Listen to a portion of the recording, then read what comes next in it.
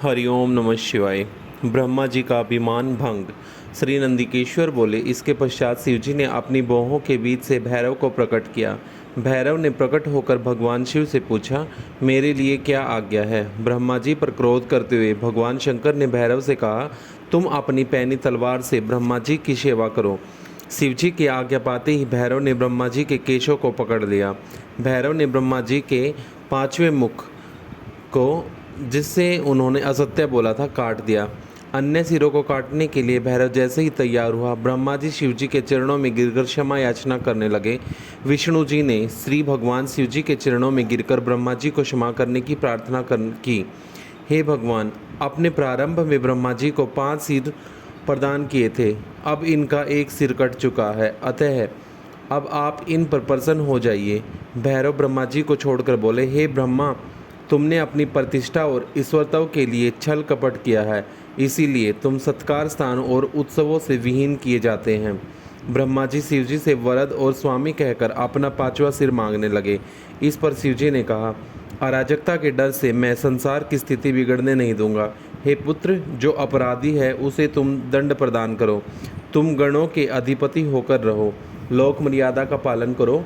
इसके पश्चात शिवजी ने केतकी के फूल से कहा, तू भी झूठ में शामिल है, अतः तू भी मेरी पूजा के योग्य नहीं है। शिवजी के गणों ने केतकी को दूर भगा दिया। केतकी शिवजी से हाथ जोड़कर बोली, हे स्वामी, मुझे माफ़ करने की कृपा करें।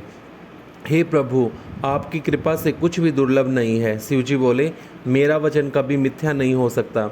मैं अब तुम्हें स्वीकार नहीं कर सकता, परंतु मेरे भक्त तुम्हें स्वीकार करते रहेंगे। इस पर तुम्हारा जन्म सफल हो जाएगा। मेरे मंडप की रचना में तुम शिरमौर ही रहोगी।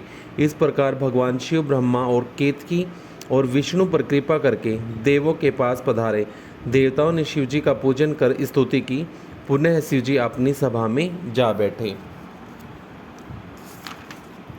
शिवजी का ज्ञानोपदेश। श्री नंदिकेश्वर बोले, ब्रह्मा जी और विष्णु जी हाथ जोड़कर शिवजी के अगल बगल में खड़े होकर स्तुति करने लगे। इससे शिवजी प्रसन्न होकर उनसे बोले, तुमने आज महान दिन पर मेरी पूजा की है। आज से इस दिन का नाम शिवरात्रि होगा। यह बड़ा पवित्र दिन है। इस शिवरात्रि के दिन 14 जो मेरे लिंगेश्वर की पूजा करेंगे वे मुक्त हो जाएंगे। जो व्यक्ति प्रपंच रहित होकर इस दिन एक भी मेरी पूजा करेगा, वह 1 वर्ष की निरंतर पूजा का फल प्राप्त करेगा।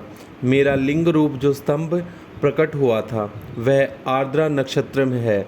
जो व्यक्ति मार्गशीर्ष अगहन माह में आर्द्रा नक्षत्र में उमा सहित मेरी पूजा मेरे लिंग रूप या बेर लिंग में करेगा अथवा दर्शना प्राप्त करेगा, वह मुझे कार्तिकेय के समान परम प्रिय होगा। शिवरात्रि पर दर्शनों का ही महान फल है। पूजन से जो फल प्राप्त होगा उसका मुख से वर्णन नहीं किया जा सकता। तुम दोनों ब्रह्मा विष्णु की युद्ध भूमि में जहाँ मेरा लिंग स्तंभ प्रकट हुआ है, वह अरुणाचल के नाम से प्रसिद्ध होगा। यहाँ पर शरीर छोड़ने वाले व्यक्तियों की मुक्ति अवश्य प्राप्त होगी। जो व्यक्ति मुझ परमेश्वर की लिंगेश्वर रूप में पूजा करेंगे, उन्हें चारों प्रकार की मुक्ति मिलेगी। ओम नमः शिवाय।